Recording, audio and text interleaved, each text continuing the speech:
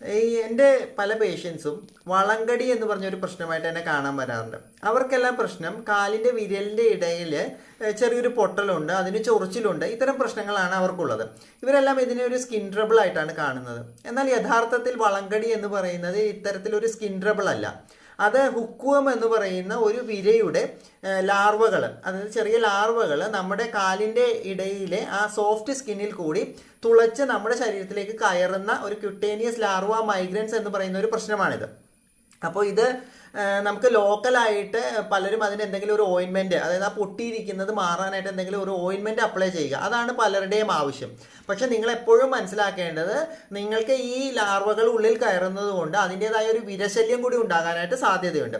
അപ്പോൾ നിങ്ങൾ ഈ വളങ്കടിക്ക് വേണ്ടി ലോക്കലായിട്ട് എന്തെങ്കിലും അപ്ലൈ ചെയ്ത് ആ ഒരു പൊട്ടൽ മാത്രം മാറുക എന്നതല്ല ഇതിൻ്റെ ചികിത്സാ രീതി.